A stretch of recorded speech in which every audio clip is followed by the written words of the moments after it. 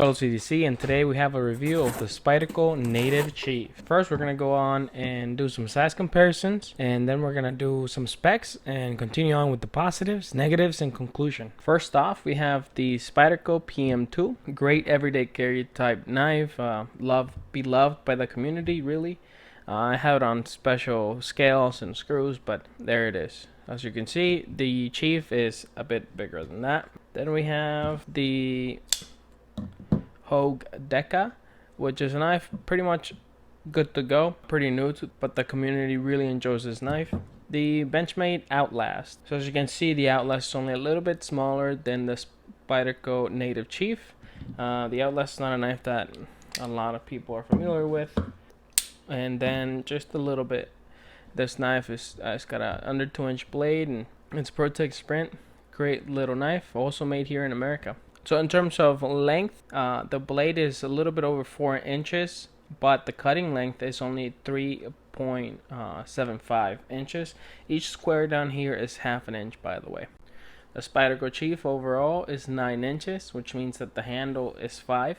And it's got a 4-way style clip. It's got a back lock, S30V, made in USA, Golden, Colorado, USA Earth. It's got G10 scales and no liners. So those are the minimal specs. I'll put the weight right here. I forgot my scale. Yeah, let's move on and do the review. So in the positives, we have very pocketable knife, even though it's a sizable knife. The way it was designed, it's really thin, just as thin as PM2 would be. Actually even thinner, because you can see the curve up here pops out a little bit. So it might be a sizable knife, but it's very pocketable, which I really enjoy, which leads me to the next positive, the pocket clip. So usually with a Spyderco, you almost have to change the clip for an aftermarket piece, because this one gives you better ergonomics, and it gives you a deeper pocket carry. However, on the Native Chief, you kind of don't want that super deep pocket, because then you're gonna need really big pockets.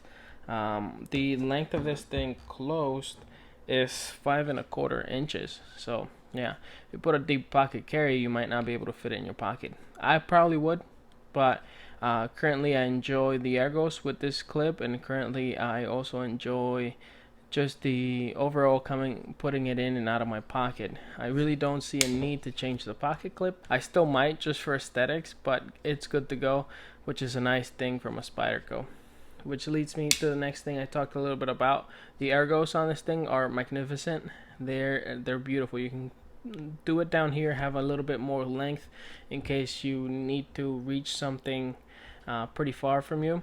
If you choke up, you have a lot of control behind this larger blade. Just the ergonomics overall are beautiful, even in reverse if you need to pick some ice. Summer's coming. I'm a construction worker. I'm always picking ice.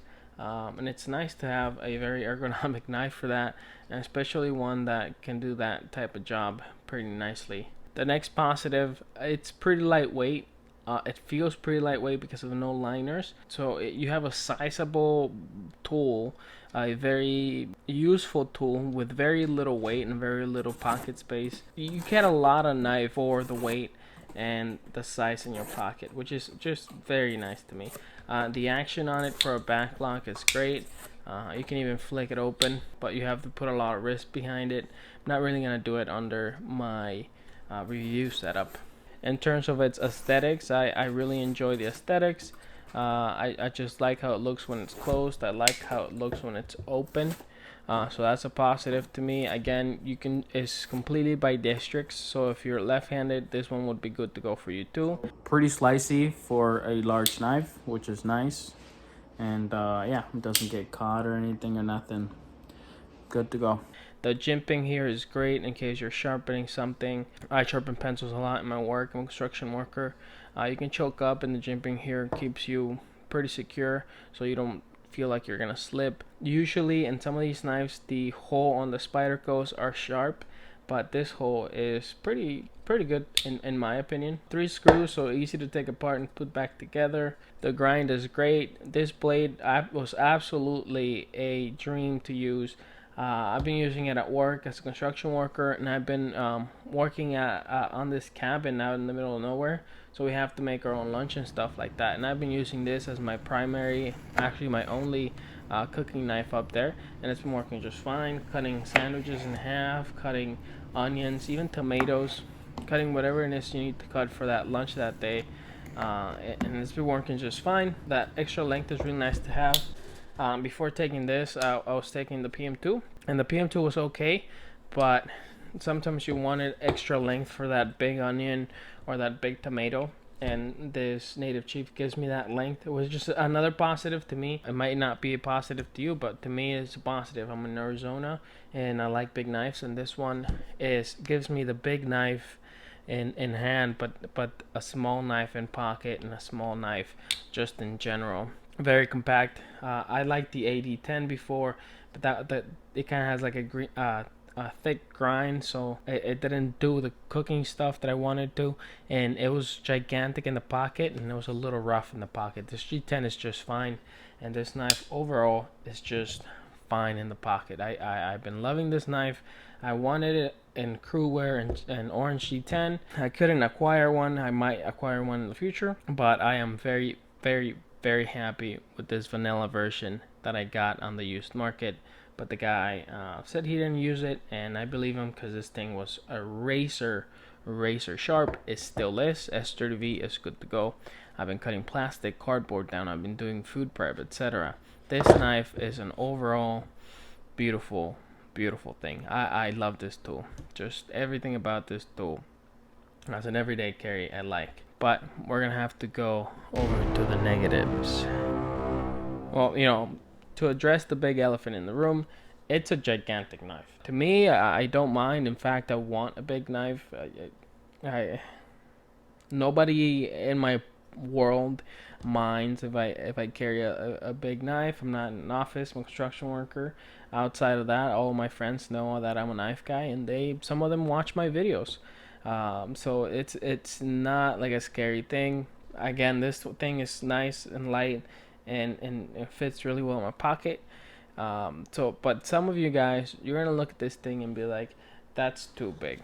And see, some of you guys think the PM2 is big, and so I'll just do another size comparison. So if you think the PM2 is too big, don't buy a Chief.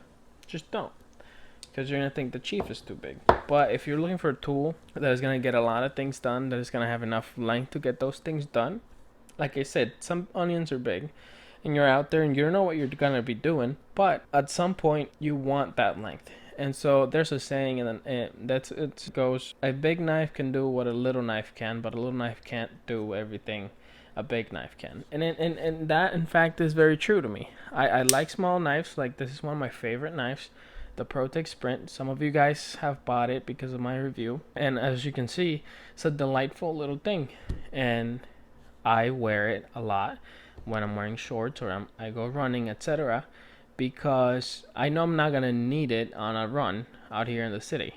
But if I'm going to work, or I'm going camping, or anything to that matter, and I don't want a fixed blade because of whatever reason, weight or whatever, then I'm gonna be looking at this baby, and this is gonna do just fine. So in the negatives, for some of you, it might be too big. Okay, so if you're looking at it and thinking you have a Deca or a PM2, which are very popular knives, and you're thinking that's a sizable knife, probably this is probably not for you. Okay, so the next negative, and this is me now just ranting about Spyderco sprints. I have missed so many sprint runs, and if you're a friend of mine, you know that I miss them because I work a lot. I have a full-time job. I have a family. I have other gigs I have to do at times, and also I run. And so I missed out on sprints all the time. I really wanted the Crewwear Orange G10 on this thing. As some of you know, I had the opportunity to review the Manix. You can watch it up here, the Manix and Crewwear and Orange G10. So I missed out on that. And I don't know, maybe they should have Maybe they should make more. If like, because S30V is good to go. S30V is fine, but as a collector, I have a lot of knives. So once you're a collector, you want a little something special that sets your knife apart from the collection. So I wanted a crew wears because I wanted it to patina with time, and because it's got more carbon in it. But it just didn't happen. Am I happy with the S30V Black Sheet 10 version? Yes. Am I gonna keep it? Yes. Do I recommend it? Yes. So in conclusion, guys, there's probably more negatives to this knife that I can see, but I don't know. I'll do a long-term review on it because I'm keeping it. Yeah, but I believe this knife to be the full enchilada if you want a big knife. I've had other big knives in the channel, but this one just does it for me. So yeah, have a great day. Like, subscribe, and yeah, don't forget to leave a comment down below and let's conversate. Let me know what you feel Spyderco should do about sprint runs so people get them. Like, I know another one's gonna come out eventually, and I'll be there if it's a carbon steel.